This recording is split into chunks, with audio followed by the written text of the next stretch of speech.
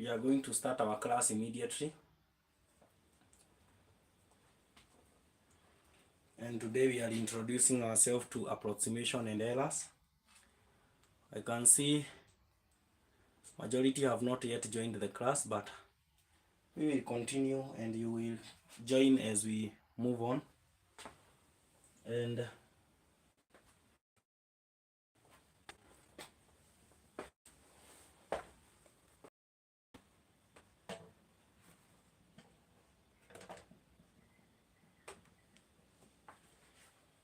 so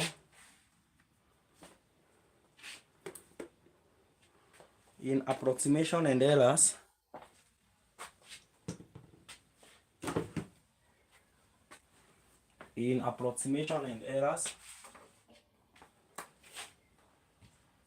I want us to start with addition of errors.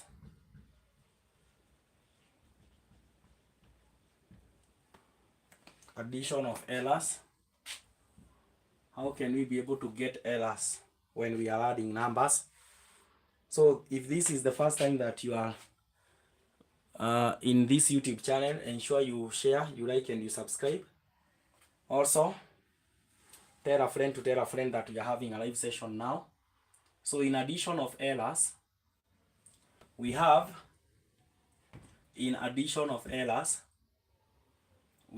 for example, remember in our last lesson, when we at least mentioned something about errors, we mentioned something on the least unit of measurements. The least unit of measurement.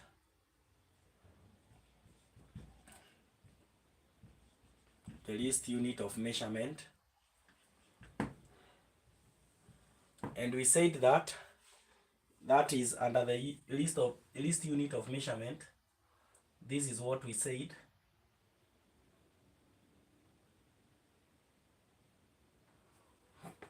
We said that given a set of numbers,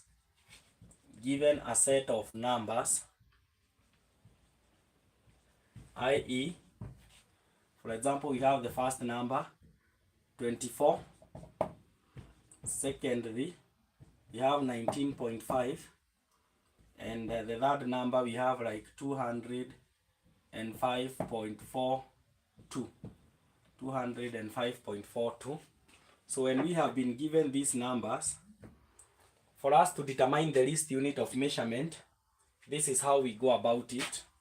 So on the solution part, we have A, which is 24, and when we have our number A, that is question A 24, and we have been told to determine the least unit of measurement, this is the way we go about it. So 24, we check out on the place value. We say that for us to get the least unit of measurement, it's half multiplied by the place value of the least digit. Place value of the least digit. Place digit. Therefore, for us to determine the LUM, we say the LUM is the least unit of measurement. It will be a half multiplied by the place value of the least digit, which is 4, is ones. Remember, the place value of this is ones, so it will be a half times 1, which will be a half, and this can be written as plus or minus 0.5. So the least unit of measurement of 24 is 0.5. It is 0.5. It is 0.5. Let us proceed to the second one, part B.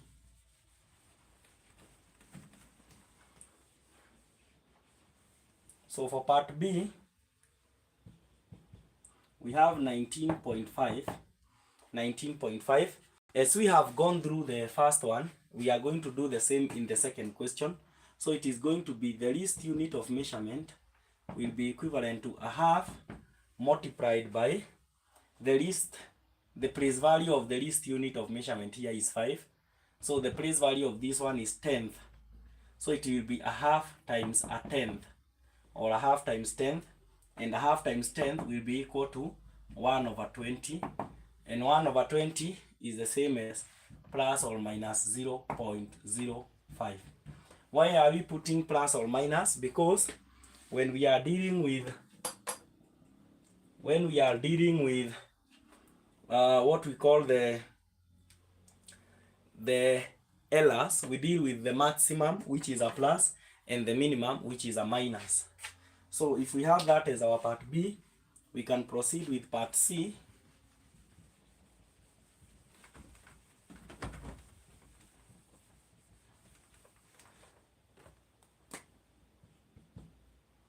(205.42). So we have 205.42. In this one, for us to find the least unit of measurement, it is going to be a half times the place value of the least digit is going to be, so this one is 10th, this one is 100th, this one is 100th, so it will be 1 over 100. So it will be 1 over 200, which is going to be plus or minus 0.005. It will be 0 plus or minus 0.005. So that is going to be the least unit of measurement. The least unit of measurement. So that is how we determine the least unit of measurement. So I'm going to give you some questions here that you can do during your free time, so that we can now proceed to the next thing on addition of errors. So determine the least of the least unit of measurements of the following numbers: 99.3, B we have 142.6, and C we have 43. So determine the least unit of measurement of the three numbers, those three numbers. Kindly, and for those who are live, please ensure that you are contributing your responses on the comment section if possible. So let us engage in addition of errors. Addition of errors. Addition of errors. So when we are learning, before we learn about addition of errors, there are some terminologies we will come across. We will come across something we call the absolute error.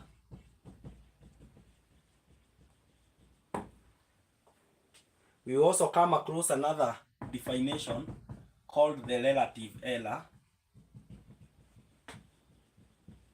And we will still come across another definition called the percentage error.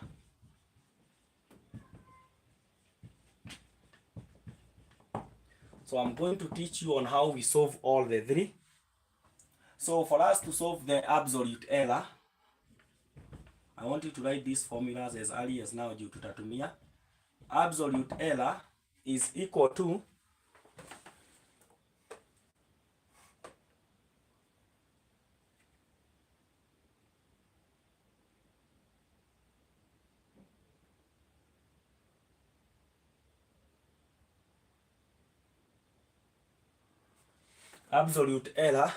equals to a half into bracket, or a half multiplied by, let me try and make it easier for us. It will be maximum minus minimum over 2, which is the same as a half into bracket maximum minus minimum. A half into bracket maximum minus minimum. That is how we get the absolute error. Then the relative error is equals to absolute error over actual, the actual value. Then percentage error is equals to absolute error over actual times 100%. Times 100%. So ensure you write this one down. Times 100%. Times 100%. So once you do that, I think we can now proceed to addition of errors. We can now work out on addition of errors. Ensure you have written all of them down. Write all of them down. Write all of them down.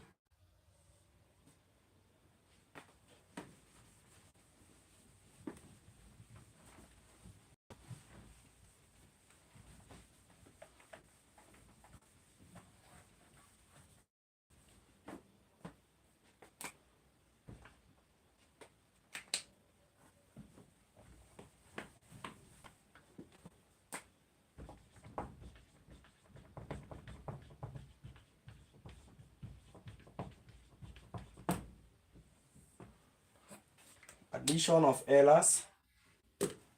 Addition of errors. So when we are adding errors, we can have some examples.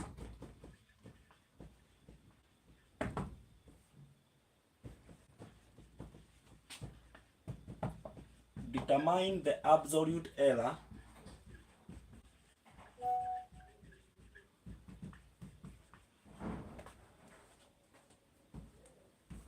for the sum below.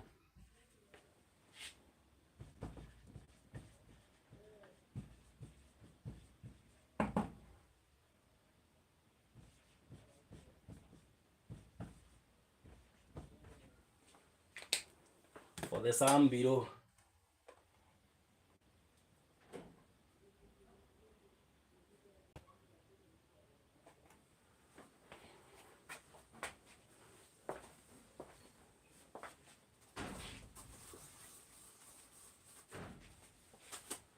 Just a minute.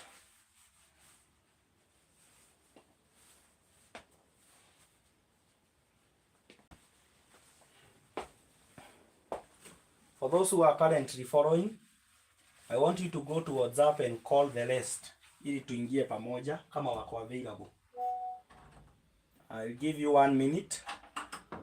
1 minute.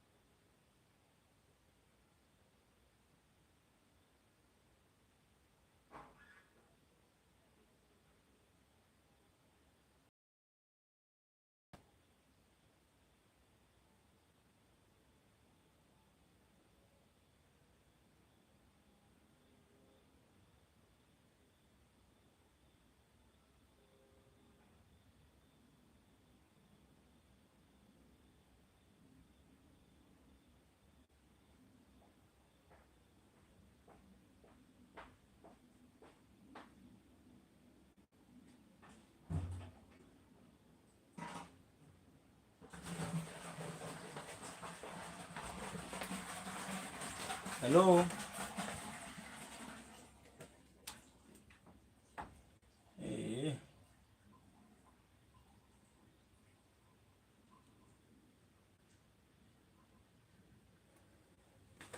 So for us to solve this one, we are going to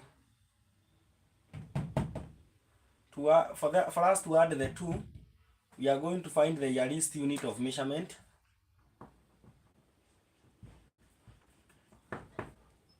And the least unit of measurement of 24, it is a half times 1, which is plus or minus 0.5. Hata ya hii 12 bado itakuwa ni a half times 1, bado ni plus or minus 0.5.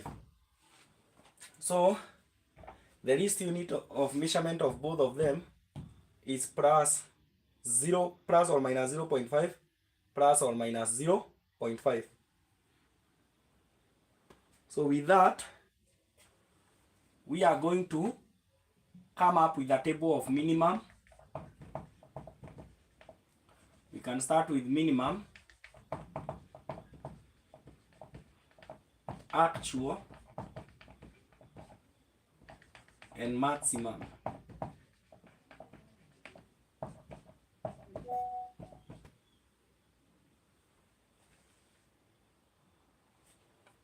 So for us to get the one for minimum, tutachukua 24 minus 0.5 ikue 23.5 plus 12 minus 0.5 itakuwa 11.5.